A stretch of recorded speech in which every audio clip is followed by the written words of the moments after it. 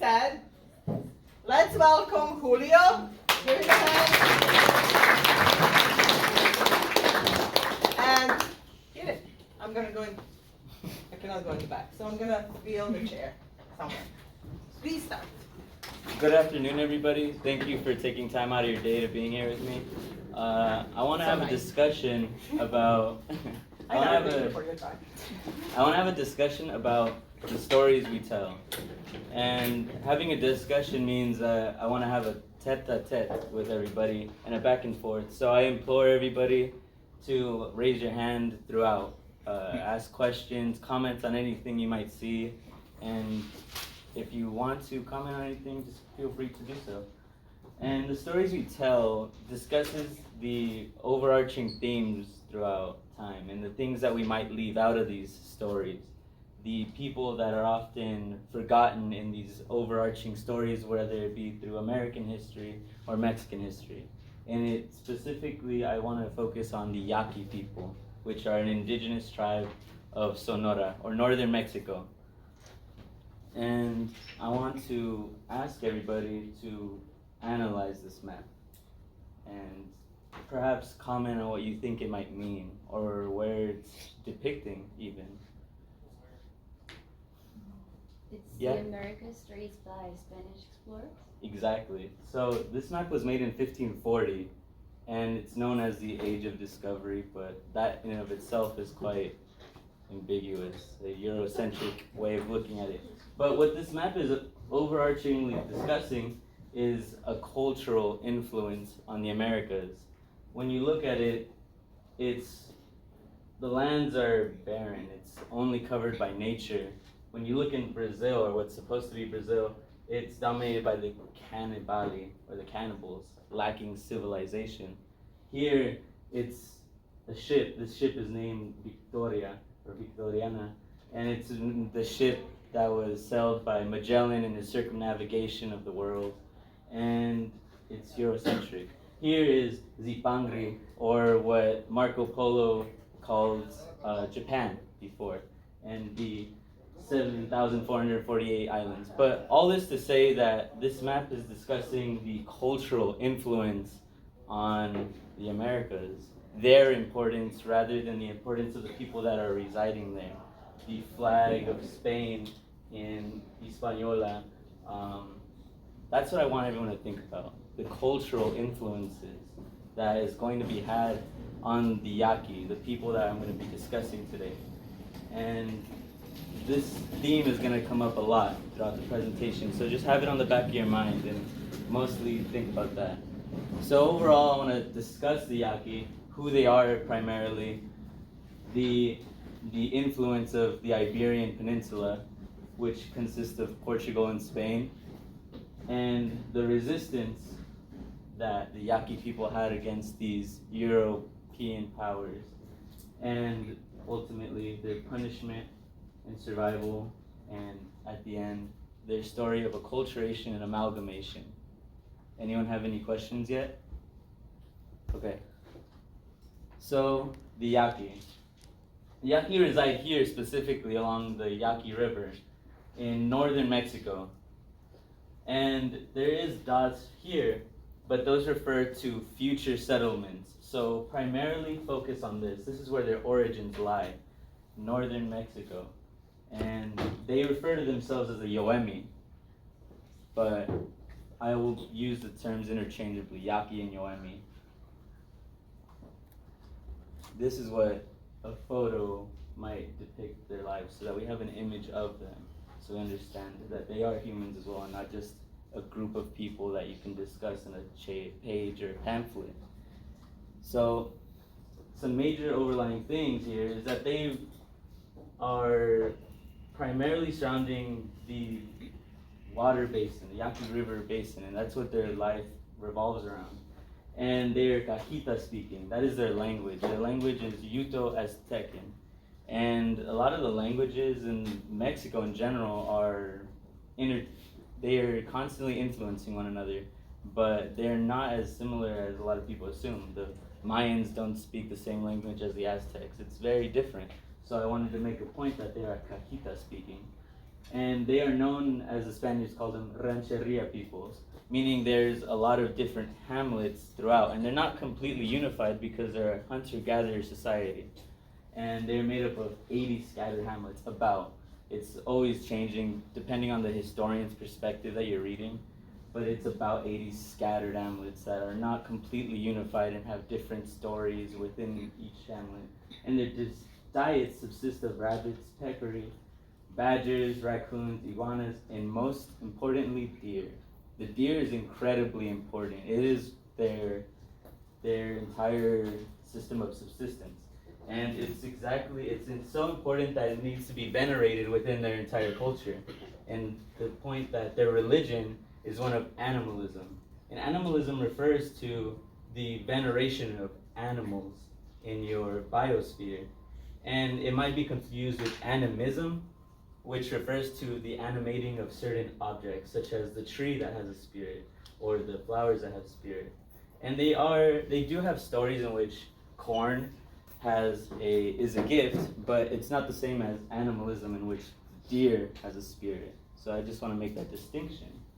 And this is a theme that's going to be seen throughout, their hatred of the Yori. It is a word for the white man or Mexicans. So that is an interpretation of, because in multiple readings, certain anthropologists refer to the word translating to white man, and others refer to the translation being to Mexicans. But ultimately, I believe that it means outsider, not Yaqui. And because this word is going to be seen throughout in their battle against the European powers, the Mexican powers. So this is a map of the languages spoken in the area, and specifically, this is where the Yaqui reside. This language is unique in that even when you go from hamlet to hamlet, their words are going to be interchanged. And ultimately, throughout the region, the languages are very different. The languages are going to change, and because of that, the religious beliefs might change. So ultimately, that is where the Cajita-speaking people reside. Now, the religious ritual, like I mentioned, is revolving around deer veneration. And the deer veneration refers to the honoring of it, and they honor it through dancing and singing. And that itself will change over time as well, but this is referring to them without contact to the outside world or any Yori. So this is singing, which their songs will consist of songs from the perspective of a deer, and their rituals often begin at night and will go all the way to the next day. So oftentimes these dances will start with talking about the deer at a young age and then going into its life, and then by the next morning it might be talking about the deer at an old age or dying or even born again, because a lot of the cycles or a lot of the rituals are cyclical, which is often a theme seen within indigenous groups, a cyclical cycle of life. And their singing is consistent of drums and flutes. And that's important to make because in the future it will change. Even the instruments will change once they meet European powers. But the importance of it is that mostly before contact is that when they are singing and dancing, they're asking forgiveness and thanking the deer itself. Again, the veneration of the deer. And later on in the future, these dances and songs are going to change to thanking God. So that's an important distinction to make in terms of acculturating. And their dances are done during La Semana Santa, or Holy Week. And Holy Week is also a Christian religion, so that's important to note, the cultural influence. And primarily these dances are done in hopes that you have a good mind, a good intention of hunting the deer. There's a lot of stories such as, before you go on a deer hunt, you're not allowed to go if you have a bad dream the night before. If you had a nightmare the night before, the leader of the hunt will say, stay home, you're not coming because you're going to scare the deer away. More so, even when you're on the hunt, while you're out there, make sure you focus and only think of the deer. And if you think of anything else, the deer will sense it and it'll run away and hide forever. And there's stories of people that go with bad energy or without flower body and will never hunt a deer again in their lives and will never catch or find a deer. And another interesting story is that when you're out on this hunt, do not think about sex. Do not think about having You sex. guys hear that? Do not think about sex with any woman or even your wife, because the deer itself will sense that and get jealous and run away. So it's very interesting.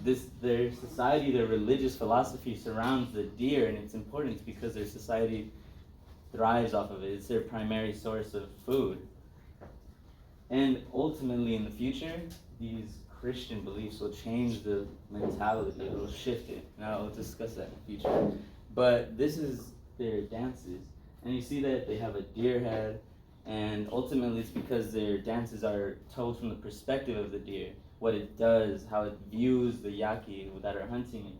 And ultimately, they have these around their ankles to jingle, and they have these to more justify the actions of the deer in nature.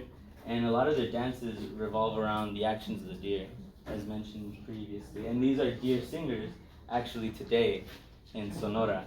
So, and if you notice, I specifically chose this one because it's instruments used at the time, before contact. In the future, it'll turn into strings, which was not in Mexico until Europeans arrived there. So, this is another photo of the dancer and the singers. Again, I'm using photos that specifically have the drums and the flute, because those are instruments that were there pre-contact. So now I want to discuss the influence of Iberia, the influence of the Yori. And I want to give a quick timeline of their arrival. So they arrived in 1492, Cristoforo Colombo, or the real name of Christopher Columbus, to the Bahamas. Then in 1519 to 1521, it's important to note the arrival of Hernan Cortez to the mainland of Mexico, and ultimately the collapse of the Aztec Empire, or the Triple Alliance. Now, why that's important is because it ultimately marks a downfall of Mexican autonomy and a new government that's going to be instilled by the European powers. And what ultimately happens is it creates a shift after the meeting of Hernan Cortez and Moctezuma II. And later, not so far after, they start venturing into northern Mexico. And northern Mexico differs greatly than the Mexican powers that were primarily ruled by the Aztecs, because northern Mexico is arid. It's Arido Mexico, arid Mexico, and it's a desert hot land, and it's not as fertile as southern or central Mexico. And ultimately what happens with these wars is they have two wars specifically with the Spaniards. In the first war, it's told that the Yaqui king draws a literal line in the sand where Diego de Guzman proceeds to cross it. And as soon as he crosses it, the Yaqui instantly come out of hiding with the alliance of the others around it, the Mayo. And they begin to slaughter the Spaniards. And they're one of the few groups in history that actually fend off. And Diego de Guzman barely makes it out, and he again returns later. And again, we see the same victory from the Yaqui, defeating and fending off the Spanish, specifically the conquistadores, because what occurs is they leave and the Jesuit missionaries arrive.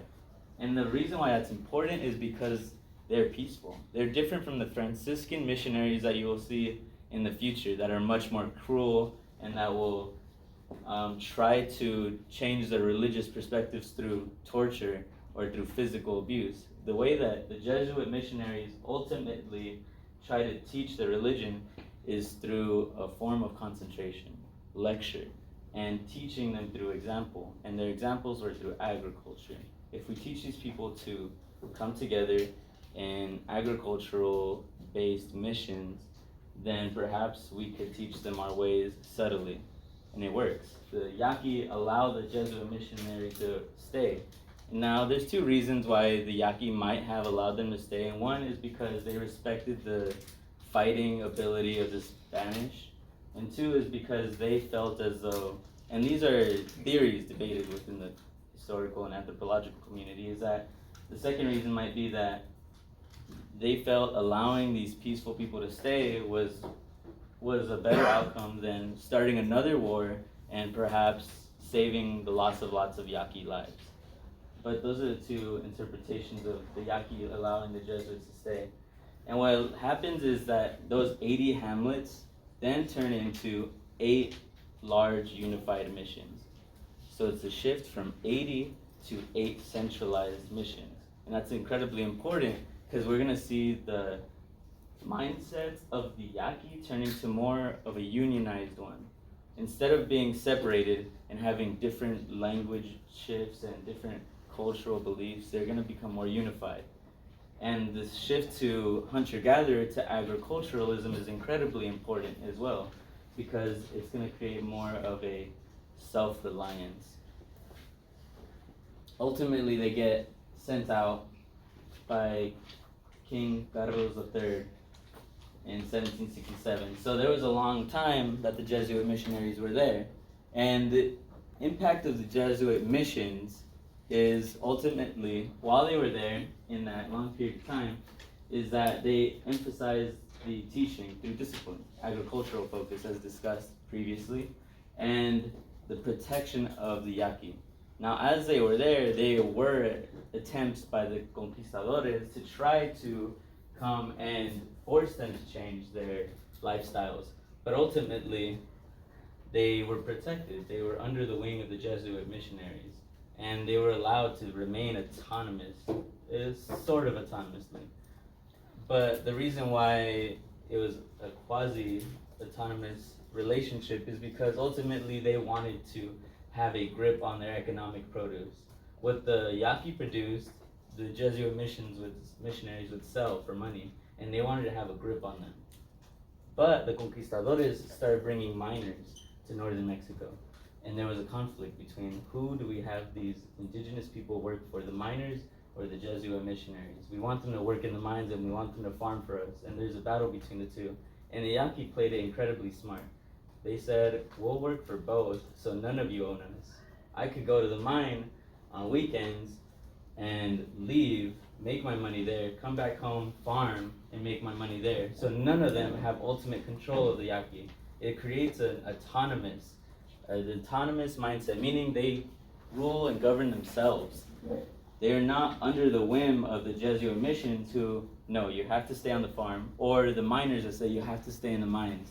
They have the free will to go back and forth, and both of them found the Yaqui incredibly important, so none of them were willing to give away complete ownership or reign over the Yaqui.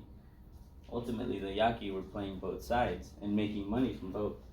Again, it creates a unified mentality, a mentality of unification and autonomy. I have a question. Yeah. So like the Yaqui, they had a government? They had a government after the Jesuit missions. As discussed before, they were separated. And ultimately in their separation, a leader might have been the equivalent of the one that leads the hunts, and not really someone that we might consider today as a governing head or a chieftain, mostly someone who guides the hunts. If you can guide the hunt and you've gone on many successful ones and you've been able to bring back deer, then we should listen to them, and he can guide the rituals. But ultimately, once the Jesuit missions come and provide a more unified mentality, the Yaqui are people now. We're not separated by different hamlets. We don't have to bicker amongst one another. We are a unified people. It creates a unified mentality. And they didn't really have their own leader at the time. They were mostly under the guidance of the Jesuit missionaries. But they were able to leave when they wanted. But the agricultural aspect of the Jesuit missions is important because it did allow them to not have to rely too much on the deer and create a crop for themselves. So, good question. Any other questions, comments. Yeah. I have a question. Since you brought up the agricultural point, Mhm. before this point, were they considered foragers? Yeah, they were hunter-gatherers. So it was mostly the men that would do the deer hunting. And there was a few. It was a group of few, and there was foraging that would occur. But it's not as plentiful because they're in a desert climate. So the foraging was not really something that could create as much subsistence. But the deer hunting was incredibly important to the point that they had to make it a religious point of it. I think I saw another hand, but I don't know. I'm blind. Okay. So this is just a couple statistics. It's ultimately showing kind of proof that they were thriving under Jesuit missions. It's just quickly a rundown of the populations of different missions and ultimately their growth. 1678, 1682. It's ultimately, there is a growth. Number of families and the total population. So this number primarily to look at. And it's a growth of their population. It's steadily growing rather than plummeting because they are becoming more autonomous. They are starting to grow for themselves and gain some economic wealth as well. And this is an image of their missions as well. So the larger dots, if you could differentiate them, I know it's kind of harder to see in the back, but ultimately this is a different historian's perspective, and instead of saying 8, there might have been 12. This is the Rio Yaqui here, and these are the specific missions we're discussing. So the other missions are made surrounding other cultures, but again, I'm focusing primarily on the Yaqui. So here might be the Mayos, but these missions were not made for the Yaqui. So specifically, I'm focusing on the missions here on the Rio Yaqui. So you're comparing their population growth with other populations in the region that do not have a steady and balanced population growth due to conquest and due to murders and disease and... For sure, because in southern central Mexico, it wasn't the Jesuit missionaries, it was the Franciscan missionaries, which believed that a hard hand makes a better listener. Someone, if they don't listen, then we must punish them. And cruel punishment was often the belief of the Franciscans rather than the Jesuits, who believed in more delicate and more of a teaching hand, through example, of course. And so there is a growth rather than a decline that you would see in central or southern Mexico. And this is a photo of the people. This is they are more unified family units throughout these missions.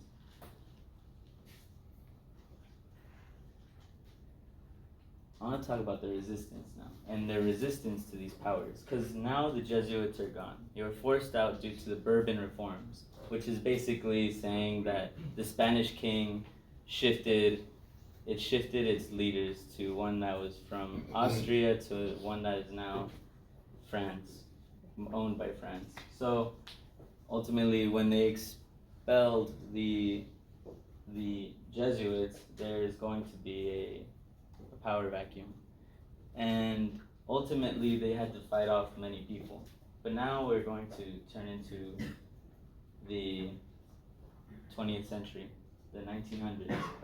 Could anyone tell me who this is? Or who they look like? Any characteristics of them that kind of stand out? I'm between Venustiano Carranza. No. Mm-hmm. That's a good guess. Or Porfirio It's Diaz. not. Yeah, it is Oh, Porfirio Diaz. Yeah.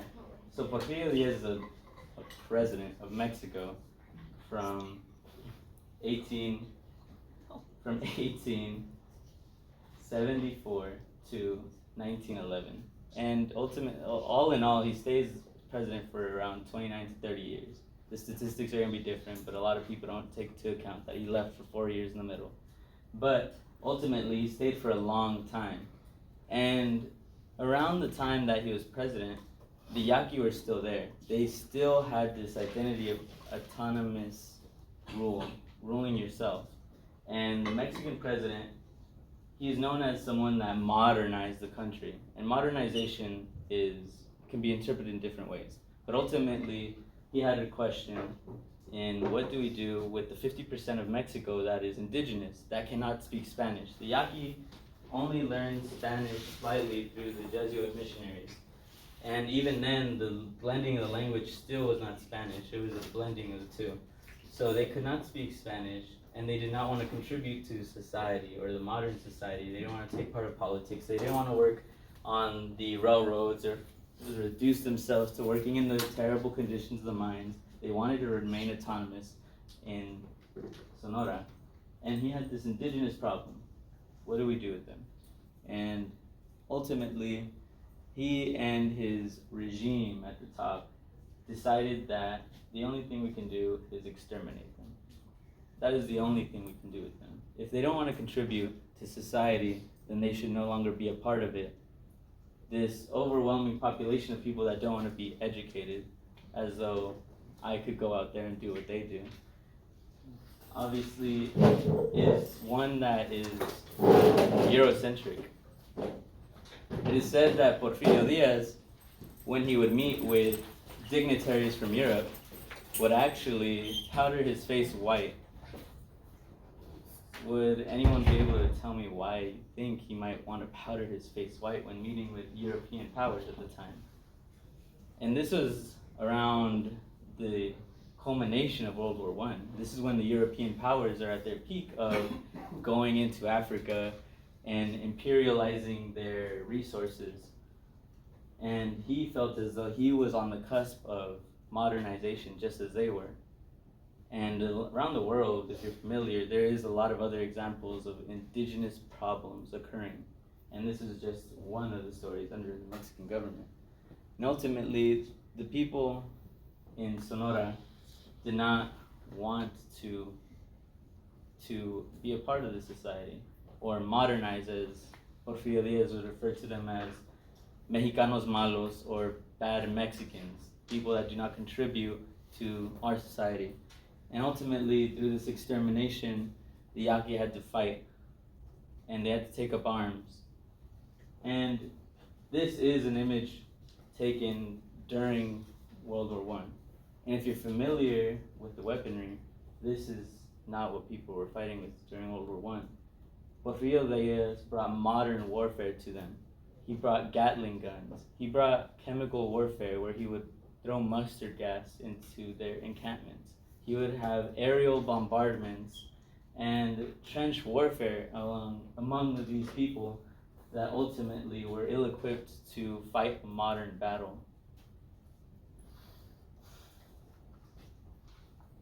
Ultimately, a lot of people did not know about the atrocities or the extermination, the purposeful ridding of these indigenous people. But there was few people. There was a couple. There was a couple intellectuals that felt as though it was important to talk about them. Paco Ignacio Taibo II is a writer. He writes books today about the Yaqui. And Ricardo Flores Magón is an anarchist who wrote about them in his newspaper Regeneración, Regeneration. He believed in the tearing down of the government. He never publicly stated he was an anarchist until well later after the Mexican Revolution, but ultimately he wanted to tear down the government because of its corrupt actions against these people and the workers. And Spicer and Turner, people that ventured into Mexico. Yeah. This was happening like around the same time they were exterminating Native Americans in the United States, right? Yeah, exactly. There is definitely an influence. There's an influence among Porfirio Diaz and the United States, and Roosevelt was the president of the United States at this time, and they were best friends. They would actually have a letter correspondence with each other quite often. And there's definitely a cultural influence among them and the powers in Europe.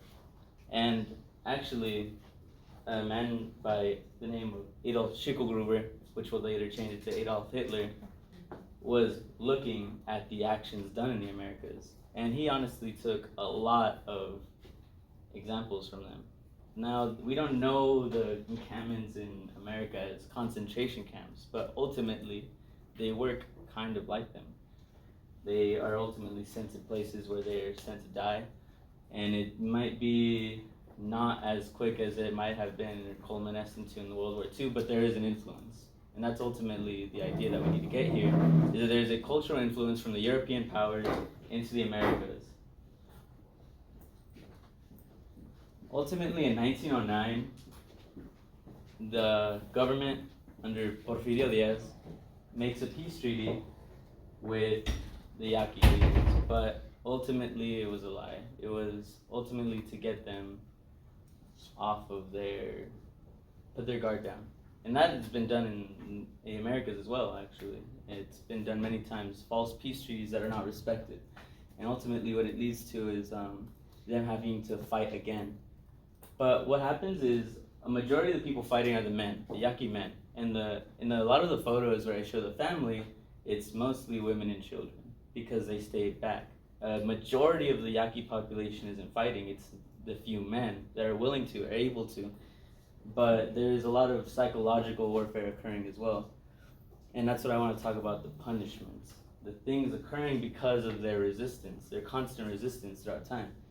And under the Porfirio Diaz, the punishment was sending them to other parts of Mexico, sending them through something called Exile Road, where you would take them from Sonora on a ship and sell them all the way down to San Blas, make the women and children walk to San Marcos, send them on a train, and then send them on another boat all the way down to Yucatan. And you're displacing these people. And who they're ultimately displacing as the men are fighting are the women and children. They're doing this purposefully so that as the men are fighting, their wives and their children are being sent away. They're being sent to slave camps. And this part of the road is ultimately the worst part. That's when you're forcing these women and children to walk through mountains.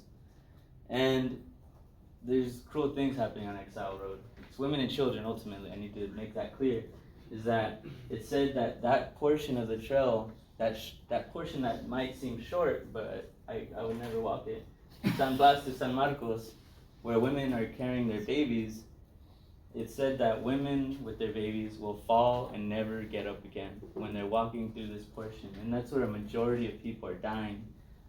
They're dying all throughout because they're barely being fed. It's just a forced mass migration or exportation of these people to a different part of the country in order to just make them serve as slaves.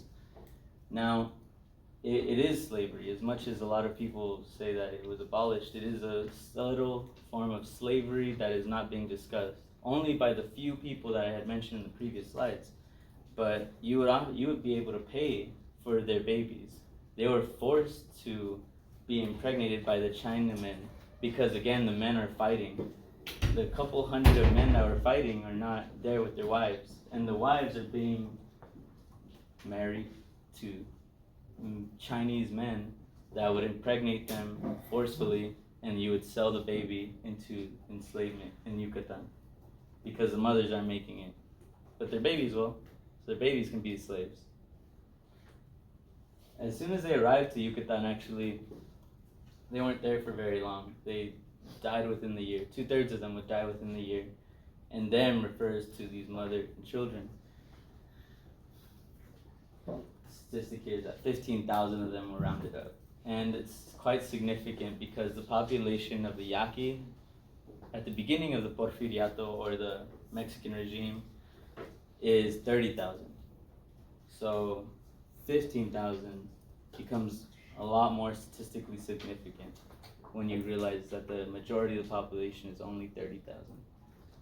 They would be sent on these trains through a majority of the Exile Road, but that wasn't the hardest part. The hardest part is walking to this train from San Blas. And the men back home are still themselves facing a lot of atrocities. So the major, one big impact is the climate difference.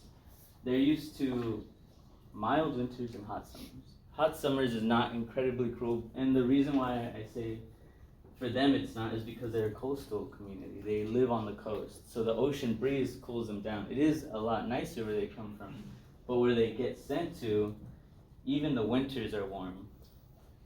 The winters are warm and the summers are the most grueling.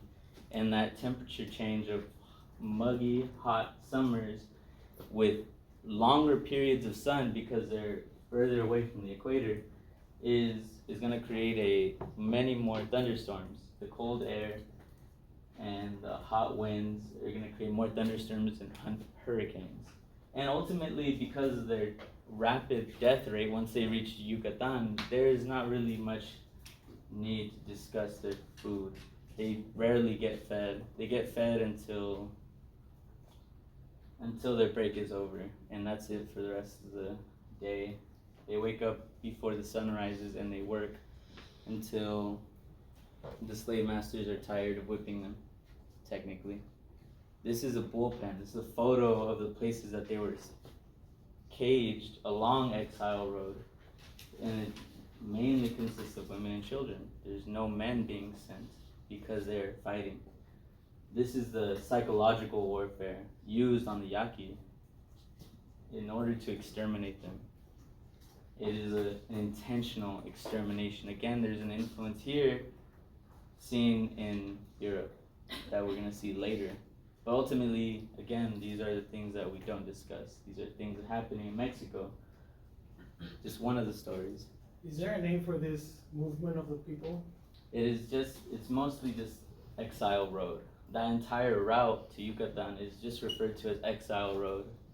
You know, like in the United States, what they call it when they move the indigenous people, the Trail of Tears? Yeah. Yeah, exactly. There's a lot of synonymous comparisons being made. It's definitely... So, like, Quotable. displacement of people, isn't it like part of the definition of genocide? Yeah. So it's technically a genocide, right? Like, it is genocide, So- yeah, exactly. It really is. It's the intentional killing off of a specific group, ethnic group. And here I'm only focusing on the Yaqui, but if I were to, or if you were to explore into other groups, you would also then see the things left out of the stories we tell. This is another photo of, yeah. I had a question. That's what I'm reminded. So after they displaced the Yaqui people, what do they do with their land? Did they like make settlements or use it? Yeah, for, like, that's a good industry? question. So, home, Yaqui, is prime real estate for mining companies, primarily American mining companies that want to build their mines in northern Mexico and extract a lot of gold. And that's primarily why they need to displace these Yaqui. That's why they were relatively living in peace until the Porfiriato. He wanted to bring in more companies to mine and make more money for him and the upper class. So in order to make this land ready, available for these companies, we have to get rid of them, export them rapidly, 15,000 of them. This is another photo of the boys that are enslaved and sent to Yucatan. And the men themselves back home are facing these kinds of atrocities. This is much more in your face. This is not psychological anymore. It's past the realm of ideology or philosophy. It's now becoming much more real. The rapid extermination of these people it's felt but not known about. It's happening all throughout northern Mexico, but I'm only focusing on the Yaqui. Ultimately, though, through their battles, they come out of this time period, which ends around 1923, well after the Mexican Revolution. Even after Porfirio Diaz is gone, their extermination is still occurring. But I want to talk about what ultimately happens to them. After the Porfiriato, there's about 7,000 of them left. And I will say that they are still around. They are not extinct. There's 7,000 of them and they're still building on that community. And ultimately, their language shifted through culture. And the quick example I wanted to give is, this is during the Jesuit missionaries. This is an example of why their language wasn't Spanish. This is a word meaning prayer, Dios nunca. Dios nunca means to pray, but it's a combination of Spanish and Yaqui, where Dios is Spanish derived, meaning Dios, and nunca means to speak, which is Yaqui influence. So Liosnuka is just one word of the example of their acculturation of other languages or other cultures. Liosnuka means pray, and that's how their language kind of is. About 68% of their language is like that, a combination of Spanish and Yaqui. And the adoption of 65, sorry. So adoption of their Christian beliefs, it changes their veneration of the deer and the dances a little bit. They still do a lot of dancing and singing and venerating, but instead of venerating the deer or honoring the deer, they're paying homage to God now, or Jesus. And the ritual shift mostly, as mentioned, deer to Jesus. And instead of singing, and their instruments are now string instruments, but it's very subtle. And their religion now includes the crucifixes, with still including influences from their past. The deer veneration, the masks, the showmanship of their ritual. It's still very overt. This is just a ritual depicting their transportation of a dummy who's portraying the person who murdered Jesus. And it's just taking him to being burned. But again, it's very flashy. It's still paying homage to their rituals in the past, where it would last a very long time, but just changing the imagery to one that's influenced by Christianity. And you can see it even on their homes. It's in their houses as well, the crucifix and Jesus on their altars. It's now becoming an amalgamation of their old Yaqui beliefs to their Christian ones.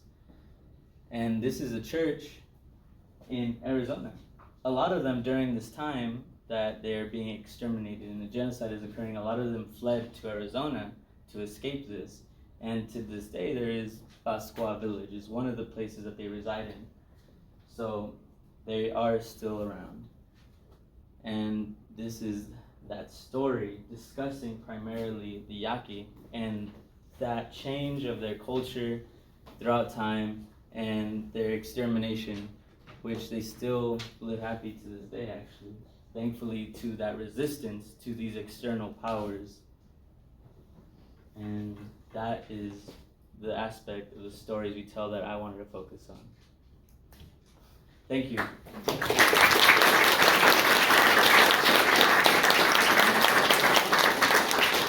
Now, you guys, ask any questions if there are any, because I'm curious, like seriously, how many of you were familiar with this? And this is your chance to actually ask questions of someone who really did his research well on the subject.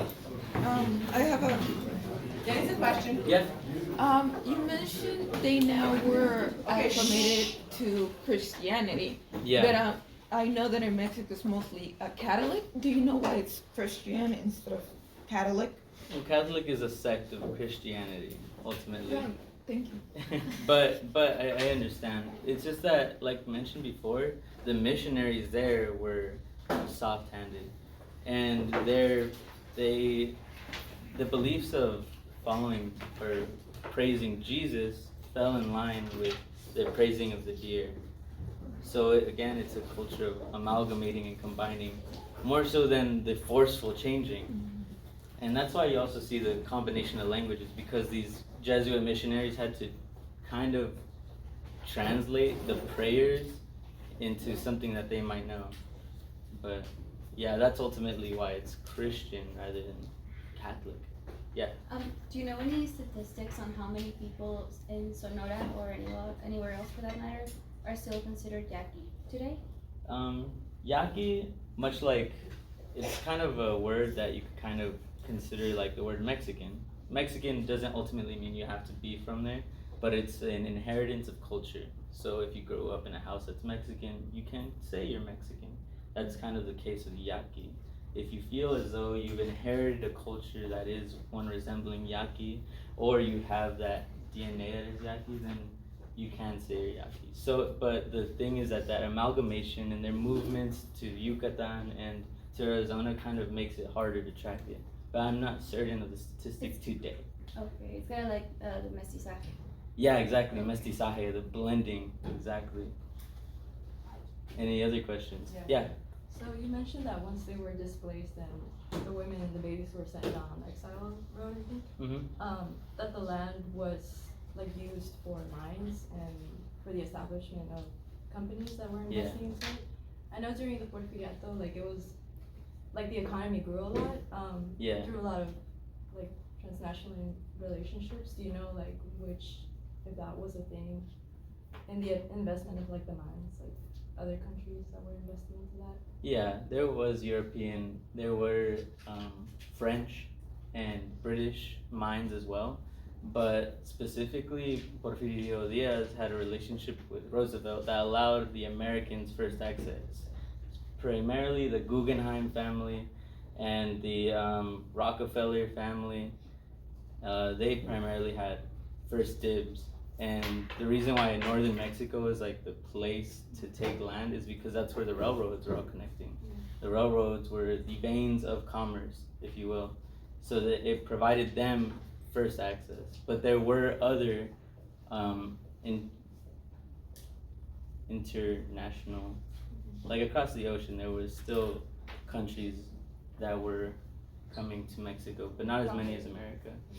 Specifically because those really ties. Question over in the back. Yeah? Are the Yaqui related to the Apache? No. Not entirely. Specifically because of their language difference. The Apache are more North America. I can't even get to it right away. But they're not completely related. There is going to be an intermarrying of the two, now postmodern, but at the time, there's still, I think I went past it, sorry, but there is still a difference in their language, incredibly, that to the point that you could consider them different, much like I said, the Yaqui is a cultural inheritance. The Apache and the Yaqui have separate enough beliefs and religions that they never completely amalgamated with each other, but even their languages are different, so it's kind of hard to say that they're related. But they did mate. Yeah, but that is also a more postmodern Probably that's belief. what he was referring to. Yeah, I believe that my research started ending once I started getting into the 1930s and 40s. But I believe that's around the time where you're going to start seeing a blending of the indigenous groups of America as well. Which is a completely different presentation, a completely different story to tell. Anyone else? This is your chance. I mean, how many of you will find this information anywhere else? This is what these presentations are for.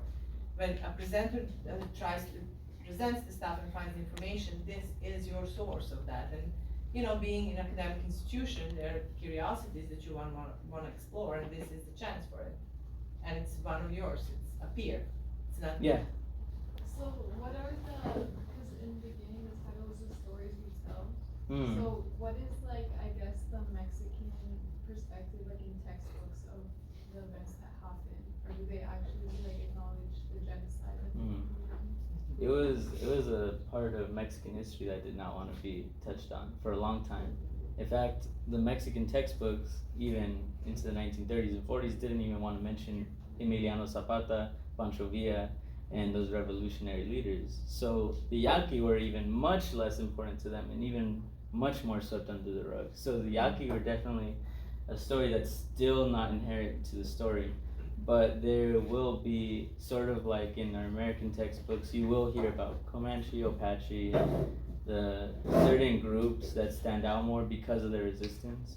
In textbooks, it might also amalgamate indigenous groups of Northern America, or North Mexico, sorry, like the Tarahumara and the Mayo and the certain groups, but it won't necessarily have as large of an emphasis in the textbooks, much like North America kind of doesn't emphasize natives. So in short, if you were to have this presentation in Mexico, the same way that you're having here, Mexican students will not be aware of what you're talking about now because they don't have access to it, because even though in the country where the genocide happened, there is no evidence of it that is placed or that is used in education. kind of like here in the United States, like. A lot of things are not, it's yes, like- like every country. And I feel like you, I don't know if in your research you didn't find the word, like, they use the word genocide, because Right. it seems like it was like, you try to avoid it. Yeah. It's like the same thing here. you Yes. try to avoid Yeah. it. Yes, yes. So there are two more questions right here. in the Yeah. middle. I just wanna comment that Yeah. actually it's right, I studied like 16 years in Mexico Mm. until preparatoria, something like that, Mm. and they didn't even touch these topics actually. Yeah. It's crazy. Yeah, I also building it there. I also studied in Mexico for like 15 years, and we actually have a very different story of Porfirio Diaz as well. It was seen more of a president who boosted the economy. They didn't tell Yeah. you what Somehow how. we're a hero actually. Yeah. The great modernizer. Porfiriato. Mhm. Yeah. There is another question right here. Comment? You have a hand up? Oh no, I was gonna add on to like how like it's easy to be touched upon in Yeah. in Mexico, and like if you were to give this presentation in Mexico, like would you most likely be reprimanded for it? Yes. I hope not. I sure hope not. Yes, you will have an issue, yeah, I'm sure about it, yes, 100%. But look, you guys, the whole point of this is, from my perspective, from international perspective, and from anthropological perspective, and me as a professor, what I see here is something that a lot of you are aware and some of you are not aware. This is happening everywhere, and what you read and learn about it is, the history is written by those who win, by those who are strongest. And a lot of the history is not reported. A lot of the history is, not that it's hidden, but it's not accessed by anyone, ever. Or maybe sometime later, and even people are publishing about it and stuff, but it's all like, you know, how many books are out there and how many articles are out there that you have never heard of? I tell you, there are a lot of that I have never heard of, and a lot of it. So I'm just trying to imagine, you know, if you're just getting into academia, how many things are out there that you have never heard of. So this is an important presentation for so many different reasons. Like, take this in mind, like, doesn't matter which country in the world you're interested in, whichever the major that you're interested in, there are so many stories that are not told that you will have to find out on your own and like do a serious digging. And a lot of times within the country itself, you're not going to find information. You'll have to look for information somewhere else. In other countries that are capable and are not punished to write about it. So there's so many different like issues here. So any other questions? Let's give him a hand. This was amazing.